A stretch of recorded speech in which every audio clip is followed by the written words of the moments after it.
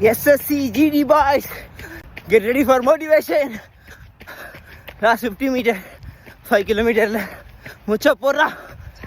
22 minutes, 55 seconds. Distance 5 kilometers. Average pace 4. Pausing workout.